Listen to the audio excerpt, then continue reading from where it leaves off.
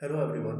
In this video, I am going to cover remaining part of session 11, protect health and safety at work. And first topic of this video is workplace evacuation. Actually, in case of any emergency situation or disaster, like fire alarm is giving some warning or any natural disaster is there like earthquake. So employees who are there in the organization have to leave that workplace immediately and they have to move to a safe place. So this is called workplace evacuation. So in case of any emergency, that place people have to leave immediately, and this is only the meaning of evacuation, and they have to move in such situation to a safe place where they can save their life.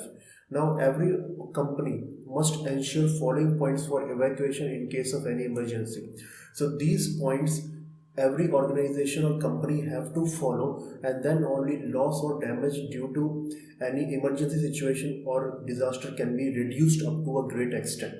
Now first one is an evacuation policy. So this is the responsibility of every organization manager or owner to prepare a proper evacuation policy, and this evacuation policy is explaining everything very clearly, that in a particular emergency situation or disaster how employees have to react, what necessary actions they have to take. So such evacuation policy every organization has to prepare, and after preparation of the evacuation policy, this evacuation policy must be clearly explained to all team leaders who are there in the organization. Actually, in big companies, all employees are divided into various teams, and one team member is assigned to each team. So this is a responsibility of the organization to clearly explain evacuation policy to all team leaders, and team leaders responsibility is just to explain this evacuation policy to all members who are there in his or her team. And this is a responsibility of all members of a team to listen evacuation policy properly, because if they do not give proper attention to evacuation policy explanation, then during any emergency situation or disaster they will not be able to take necessary action, and in such situation they have to face some injury, and sometimes it may result in loss of life also. Next one is every organization must have one assembly point. Now this assembly point is the place where all employees can gather easily in case of any emergency or disaster situation, and in this way organization employees can save their life. So assembly point is the safest area, and at this place all employees or workers are gathering in case of any emergency or disaster situation. So such assembly point must be there in every organization.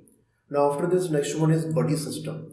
Now buddy system is what in every organization there are few differently abled employees, and these differently abled employees are not able to take necessary action in case of any emergency or disaster situation. So for such employees buddy system is used, and buddy system is what actually responsibility of such employees who are differently abled is given to employees who are physically and mentally healthy. So in case of any emergency situation, employee who is physically and mentally healthy is able to move himself to assembly point, as well as he is able to take care other employee also who is differently able, and in this way both employees will be safe in emergency or disaster situation. So such buddy system should be used in organizations for employees who are differently, and in this other employee is actually helping differently abled employee, and they both in this way are moving to assembly point, and they are able to save their life in emergency or disaster situation. Now next one is floor plans with evacuation routes in work areas. So this is a responsibility of the organization to clearly mention evacuation route at each floor. So in case of emergency or disaster situation, employees will not get confused, they will be able to take proper route to escape the building. So floor plans must be mentioned at each floor, because this will be very much helpful for employees to take correct route in emergency or disaster situation. Now maintenance of assembly area is also very important. Actually assembly area is the place where all employees will gather in any emergency or disaster situation. So this assembly area will not be used regularly, but maintenance should be done on regular basis, because this assembly area will be the most important place in case of any emergency or disaster situation, and here only people can save their life. So that's why assembly area will not be used every day, but it will be used in the most important time. So that's why maintenance of assembly area is also very important. It should not be left abandoned, because this will be the most important place in emergency or disaster situation. Next one is periodic evacuation drills should be conducted. So this is the responsibility of the organization to conduct periodic evacuation drills, because if organization is conducting periodic evacuation drills, so this will be in the habit of employees who are working in the organization, that how to react in any emergency or disaster situation, and they can move themselves to the safe point or assembly point. So that's why periodic evacuation drill is very important, and during evacuation drill this is a responsibility of employees also to take evacuation drill very seriously, because if they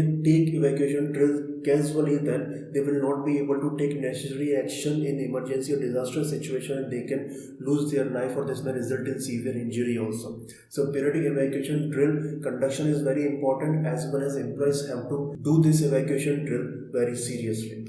Now next one is healthy living.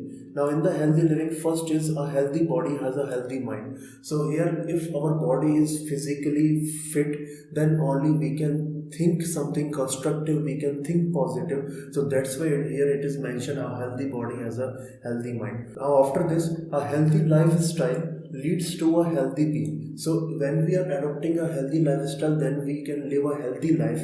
This means that in our surrounding we have to always maintain cleanliness, we always have to take balanced diet, we always have to do exercise, and then only we can adopt a healthy lifestyle. And if we adopt a healthy lifestyle, then we can live our life properly, and we are able to achieve our goal also. Next one is, when a person is living a healthy life, so impact of this is on their work as well as at their home also. Means if a person is living a healthy life, then that person is able to maintain good relations with his friends, relatives, members who are there in the family, as well as that person is able to put 100% efforts at his workplace also, and is easily achieving his goal. A happy and healthy worker will always perform best to his ability. If an employee is healthy, then only that employee will be able to work at his workplace properly and can put his 100% efforts in completing the task that is assigned to him. Next one is, a healthy lifestyle helps to keep and improve people's health and well-being. So when a person is adopting a healthy lifestyle, then only that person will be physically, mentally healthy, and will be able to do all his tasks that are assigned to him. Now if a person wants to live a healthy life, then that person has to adopt healthy lifestyle, and just to adopt a healthy lifestyle, that person has to keep these points in his habit or in his daily routine. First one is healthy eating habits.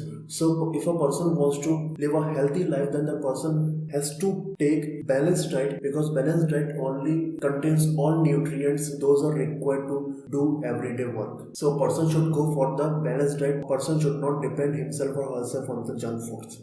Next one is physical activities. So if a person wants to live a healthy life, so that person has to do physical exercises every day, like jogging and other exercises, and then only that person will be able to keep himself physically and mentally fit. Next one is stress management. So actually in our daily life, every day we are facing many stressful situations. So person has to adopt stress management techniques also, like recreational activities, yoga, meditation. And by adopting stress management techniques, a person can keep himself or herself free from any kind of stress, as well as is able to react proper in any stressful situation. Next one is healthy mind. So we should always think constructive. Our thinking should always be positive, and then only we can achieve our goal, we can do something good in our life. Next one is sound sleep. So as we know that when we are talking about an adult, so an adult should sleep 6 to 8 hours every day, and then only that person will be able to do his next task and will not feel laziness or sleepiness during his work. And next one is goal setting. So in our life we have to set one goal, and we should work every day to achieve that goal, and then only we can live a healthy life. So these are the points, and these are points we have to adopt if we want to achieve a healthy lifestyle. Now next one is, a healthy lifestyle needs practice, commitment, and sincere efforts. So if a person wants to adopt a healthy lifestyle, then it needs a lot of practice, commitment also. is needed there, and that person's sincere or honest efforts. And when a person is doing everyday practice, doing some commitment with himself and putting sincere efforts in achieving his goal, then only that person is able to live a healthy life and can adopt a healthy lifestyle. So here, this session 11 of unit 4 is getting over, as well as this unit 4 also, so I'm going to end this video here.